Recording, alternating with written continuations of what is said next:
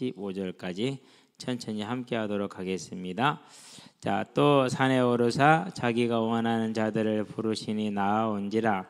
이에 12를 세우셨으니 이는 자기와 함께 있게 하기시고 또 보내사 전도도 하며 귀신을 내쫓는 권능도 가지게 하려 하심이라. 이러라. 아멘. 지난주에 이제 우리는 하나님의 계획, 다른 말로 표현하면 우리에게는 가장 기쁜 소식, 복음이 되겠죠.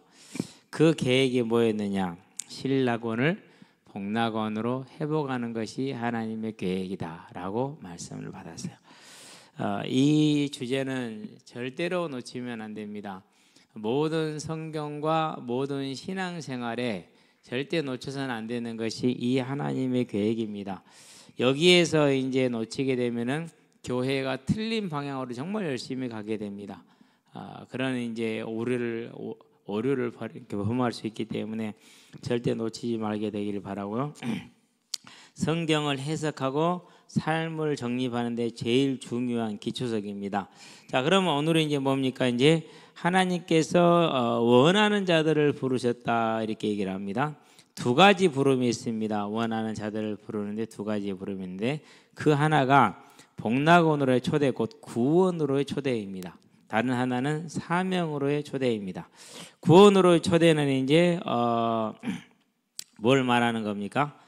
어떤 분들은 예수님 영접하고 죽는 분들 계시죠. 그런 분들은 그냥 구원받고 가시는 거예요. 그렇기 때문에 구원밖에 없는 거죠. 그래도 지옥 가는 것보다 1000배, 10,000배 낫는 겁니다. 복 받은 겁니다.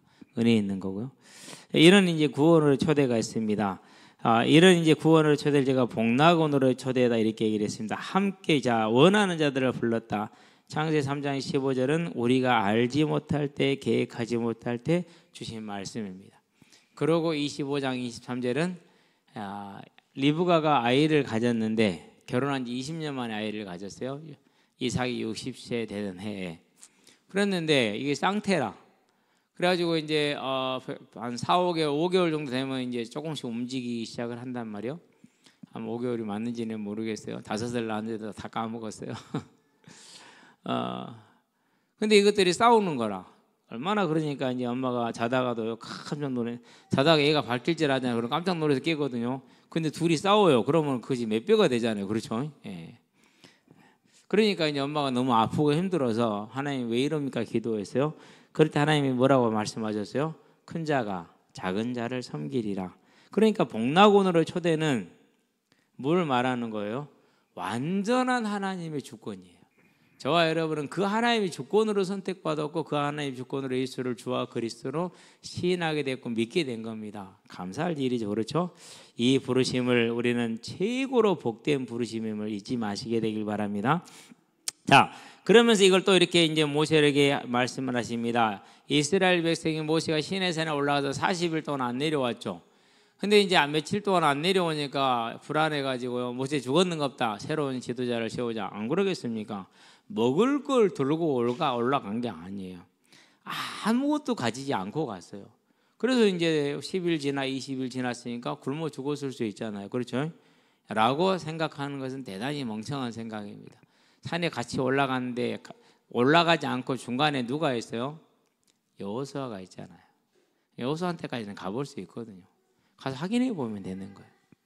근데 그걸 안 했어요. 누가 안 했어요? 그게 아론이에요. 아론이 했어야 될 일을 안 한 거예요. 게으른 겁니다. 그리고 뭐 했습니까? 하나님의 명령보다는 백성들의 요구, 사람의 눈치를 본 거죠. 이제 그 일로 인해서 이제 금송아지 우상을 만들었습니다. 그걸 숭배했습니다. 그럴 때 하나님이 오셔서 이스라엘 이 백성의 죄에 대해서 징계를 말씀하십니다. 그때 이제 모세가 강제 중보기도를 하죠. 그렇게 중보기도를 할 때 하나님이 대답이 중에 하나가 뭐냐? 나는 긍휼히 여길 자를 긍휼히 여기고 내가 은혜 베풀 자를 은혜를 베푼다. 그렇게 너는 뭐해라? 조용히 있어라. 이 말입니다. 이제. 물론 그러고 모세 요구를 들어주셨습니다. 그런데 복락원으로의 초대는 긍휼을 받을 자에게 베푸신 하나님의 긍휼과 은혜로 받은 겁니다. 절대 여기에서 누가 뭐 할 수 있다고요? 그 누구도 옳다 그러다 말할 수 없는 겁니다. 그 예가 뭡니까? 이제 그게 이제 품삯을 주는 예가 됐죠. 아침 일찍 나갔어요. 그런 다음에 이제 6시입니다. 그런 다음에 9시, 그런 다음에 12시, 그런 다음에 3시, 그런 다음에 5시까지 나갔어요. 그러니까 5시 온 사람이 한 데나리온을 받았잖아요. 그러면 아침 9시 온 사람은 당연히 뭘요? 최소한 2데나리온은 되겠죠. 그렇죠? 아니 5시 온 사람이 1시간 전에 왔는데 끝나기 한 데나리온을 받았으니까 난 아침부터 왔으니까 더 받잖아요. 그런데 자기가 받은 거 보니까 한 데나리온이요. 아니 쟤는 1시간 밖에 하는데 한 데나리온을 주고 나는 8시간 9시간 일했는데 왜 이거밖에 안 주냐라고 말할 때 예수님이 뭐라고 그러죠? 네 거나 갖고 가. 너 하나씩 주기로 했잖아. 내가 내 것을 가지고 저에게 주는데 네가 뭔 상관이 있어? 이렇게 얘기하잖아요. 하나님 주권을 말하는 거예요. 저와 여러분 이거 절대 기억하시게 되길 바랍니다. 그래서 원하는 자들을 부르시니 이렇게 얘기를 한 겁니다.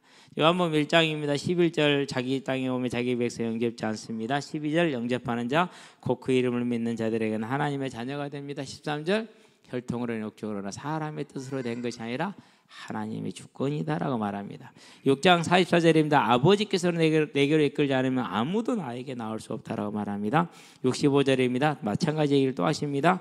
15장 16절입니다. 너희가 나를 택한 것이 아니고 내가 너희를 택한 것이다 라고 말합니다.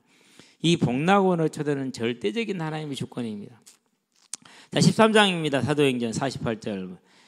사도 바울이 복음을 전했는데 막 대부분의 사람들이 거절했어요. 그런데 그 거절을 하는 중에도 구원 주기로 작정된 자는 뭐하더라? 다 믿더라 그랬어요. 그러니까 복락으로의 초대는 완전한 주권적인 선택입니다. 그런 다음에 이제 로마서입니다. 9장입니다. 7절 8절. 여기는 로마서 9장을 한번 볼 필요가 있어요. 로마서 9장 전체가 이 하나님의 부르심 초대에 대한 얘기를 하는 것이죠. 절대 주권을 말합니다. 자, 9장을 볼까요? 7절 쭉 보다가 7절 8절에 보니까 이렇게 말합니다. 9장 7절. 또한 아브라함의 씨가 다 그의 자녀가 아니라 오직 이삭으로부터 난 자라야 내 자라 내 씨라 불리리라 하셨으니 곧 육신의 자녀가 하나님의 자녀가 아니요 오직 약속의 자녀가 씨로 여김을 받느니라 그랬습니다. 약속의 자녀. 그럼 약속은 누가 하는 거죠? 이거는 다른 이제 좀 더 쉽게 표현하자면 언약이라고 표현을 해야 돼요. 약속은 서로 이렇게 할 수 있어요. 근데 언약은 일방적이란 말이에요. 하나님께서 일방적으로 한 그 자녀만이 씨가 될 수 있다라는 주권의 선포입니다. 자, 그런 다음에 10장부터 16절까지 볼까요? 10절부터 16절. 자, 그뿐 아니라 또한 리브가가 우리 조상 이삭 한 사람으로 말미암아 임신하였죠. 그런데 야곱은 에서는 버리고 야곱은 선택했어요. 무엇 때문에 그렇다고요? 그게 11절이에요. 그 자식들이 아직 나지도 아니하고 무슨 선이나 악을 행하지 아니한 때에 택하심을 따라 되는 하나님의 뜻이 행위로 말미암지 않고 오직 부르시는 이로 말미암아 서게 하려 하사 리브가에게 이르시되 큰 자가 어린 자를 섬기리라 하셨나니 기록된 바 내가 야곱은 사랑하고 에서는 미워하였다과 같으니라. 이건 말라기 1장 2절 말씀을 말하는 겁니다. 그렇게 되는 거죠. 자, 그런 다음에 17절을 가볼까요? 이렇게 얘기를 합니다. 16, 17절. 성경에 바로 이르시되 내가 이 일을 위하여 너를 세웠으니 곧 너로 말미암아 내 능력을 보이고 내 이름을 온 땅에 전파되게 하려 함이라 하셨으니 그런즉 하나님께서 하고자 하시는 자를 긍휼히 여기시고 하고자 하시는 자를 완악하게 하시느니라 그랬어요. 그러면 저와 여러분들은 뭘 받은 겁니까? 복 받았다라는 걸 기억하시게 되길 바랍니다. 그 다음부터 19절부터 29절은 토기장의 비유입니다. 토기장이니까 진흙을 한 덩어리를 가지고 밥그릇을 만들 수 있고 진흙 한 덩어리를 가지고 개밥그릇을 만들 수 있어요. 그러면 개밥그릇이 된 진흙 덩어리가 나는 왜 개밥그릇이요? 할 수 있다 없다? 할 수 없다라는 겁니다. 이 절대 주권이 저와 여러분에게 오늘날 교육과 오늘날 민주사회 발전된 민주사회라는 사회는 이 사실을 가장 협오하는 사회입니다. 이 사실을 가장 적대시하는 사회가 오늘날 민주사회입니다. 그래서 하나님이 말도 안 되는 것 같지만은요 진보를 언제나 눌러놓는 이유가 있습니다. 실력이 없는데도 보수를 쓰는 이유가 있습니다. 솔직히 말해서 보수가 실력이 없어요. 이제까지 대한민국 역사를 보면은 항상 태보는 보수가 했어요. 그리고 정비나 시스템 이런 것을 잘 만든 건 항상 진보였어요. 그런데도 불구하고 그 실력이 좋은데도 불구하고 하나님이 진보를 눌러놓는 이유가 있어요. 뭐 때문에 그러냐? 이 하나님과 정면으로 배치가 돼요. 저와 여러분들은요 하나님의 뜻을 온전히 따르는 믿음에는 보수가 되고 삶에는 모두를 사랑하는 진보가 되시기 바랍니다. 실은 우리나라에는 정확히 말하면은요, 정치 세력으로서 보수는 없어요. 보수는 뭘 말하는 겁니까? 보수의 제1 가치가 뭡니까? 보수의 제1 가치는 가정을 소중히 여긴다는, 가정을 가장 중요시 여기는 게 보수의 제1 가치예요. 그런데 그런 의미에서도 윤석열은 가정도 이상하잖아요. 아기도 없고. 그럼 보수가 아니죠. 뭐 저출산 얘기를 하는데요. 그 정치인들 그런 말 하면 안 돼요. 일단 대통령 얘기 안 났어요. 그렇죠? 개혁신당 이준석 대표 결혼도 안 했어요. 그러고 뭐 죽어들이 그런 얘기를 해. 아기를 키워봤어야지. 그러니까 최수근 상병이 죽었을 때 이 병사 하나 죽은 걸 가지고 사령관을 자르면은 어떻게 돼? 이런 말이 나오죠. 병사 하나입니까? 아닙니다. 장군은 열이 죽어도요, 병사 하나를 지켜야 돼요. 그래야 열 장군을 지킬 수가 있는 거예요. 그게 군대예요. 그게 군인 정신이고, 미국같이 강군들은요, 그게 철저해요. 그래서요, 우리가 이제 대표적으로 보는 영화가 뭡니까? 라이언 일병 구하기죠. 그 하나를 구하자고 수십 명이 죽잖아요. 왜요? 7형제 중인가요? 7형제가 하나 남았으니까 이거 살려야 된대. 다른 사람들이 희생을 하는 겁니다. 그게 국가예요. 그게 군인이고. 그래서 여러분들 한번 라이언 일병 구하기를 한번 우리 학생들 한번 봐보세요. 그러고 나서 그걸 여러분이 40대 50대가 되면은 그 감독이 하고자 하는 메시지가 이해가 되고 인생이 이해가 돼요. 깊은 영화예요. 대단히 깊은 영화. 그리고 그걸 뭘 말하냐? 그건 보수를 말하는 영화예요. 보수의 가장 근본적인 가치를 말해요. 그게 보수거든요.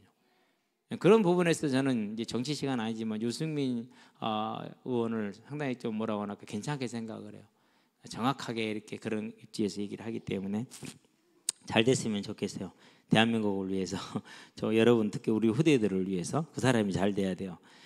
갑자기 나타나는 윤석열이나 한동훈 같은 애들이 잘 되면 나라 망합니다. 한동훈은요, 그릇이 딱 어디까지냐면은요, 남의 밑에서 일하는 정도로 끝나는 그릇이야. 두고 보면 알 겁니다. 자, 이제 우리는 따로 본론으로 돌아옵시다. 복락원으로 초대 마지막이죠. 그래서 고린도전서에 뭐라고 그럽니까? 성령으로 하지 아니하고는, 성령은 하나님 아버지의 뜻을 따르지 일하시니까 아무도 예수를 주라 시인할 수 없다. 에베소 1장 4절 이걸 뭐라고 표현했습니까? 창세전에 택하셨다, 이렇게 얘기를 합니다. 그래서 원하는 자들은 어떤 자들입니까? 하나님이 사망에서 생명으로 옮기고자 하는 그 복락원으로 초대받은 저와 여러분, 예수를 믿고 시인하는 이들임을 기억하시게 되길 바랍니다.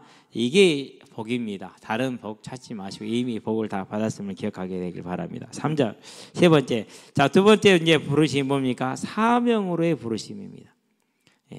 그래서 로마서를 읽을 때는 9장, 10장, 11장을 볼 때 9장에서는 이 구원으로의 부르심입니다. 그 다음에 부르심이 이제 사명으로의 부르심인데 그걸 거역하고 떠나갑니다. 그래서 하나님이 선택을 하고 불렀음에도 불구하고 그걸 거절하고 떠나가는 데는 방법이 없습니다. 정확하게 설명은 되게 어려운 부분이기 때문에 사도 바울도 믹스하지 않고 따로따로 설명을 해버립니다. 아예 이제 우리는 그 정도로 합시다. 자, 사명으로 부르심입니다. 창세기 12장입니다. 내가 너로 모든 족속의 복의 근원이 되게 하겠다, 이렇게 합니다. 이 사명, 아브라함이 주신 사명이죠. 무슨 사명입니까? 창세기 3장 15절에 이 언약을 이루기 위한 거죠. 그래서 4절에 보니까 이에 아브라함이 뭘 따라갔어요? 여호와의 말씀을. 저와 여러분도 마찬가지입니다. 하나님의 말씀을 따라가는 자들 되기를 바랍니다. 다른 거 따라가면 안 돼요. 말씀을 따라가야 돼요. 그래서 아브라함이 말씀을 따라갔기 때문에 어떤 연약함과 부족함과 실수가 있었다 한들 하나님이 그를 지키고 그를 책임졌던 겁니다. 자, 출애굽기 3장입니다. 모세를 불렀습니다. 그러고 말합니다. 내가 내려가서 내 백성을 애굽에서 건져내는데 내 언약대로 건질 거거든. 그러니까 너가 가서 그 일을 대신해라. 내가 너를 바로에게 보내서 그 일을 할 거야. 그러니까 너는 가기만 하면 돼, 이겁니다. 이게 사명입니다. 그러니까 보냄을 받았으니까 보냄을 받은 자리에서 그 사명을 감당하시기 바랍니다. 어디로 보냄을 받았어요? 우리의 가정으로 보냄 받았어요. 어디로요? 저와 여러분이 있는 그 싫어하는 학교로 보냄을 받았어요. 아니요, 학교는 저와 여러분이 보냄을 받은 최고의 선교지예요. 그래서 지금 내가 있는 학교에서 하나님의 역사, 선교의 역사를 보는 것은 가장 중요한 깨어있는 길입니다. 깨어서 하나님이 나를 통해서 행하시는 그 전도와 선교의 역사를 눈으로 보게 되길 바랍니다. 보냈다니까. 모세를 애굽에 보낸 것처럼 저와 여러분 학교에 보냈어요. 그럼 모세는 애굽이 좋은 곳이었어요? 아니요. 죽기보다 싫은 곳에서 가기가.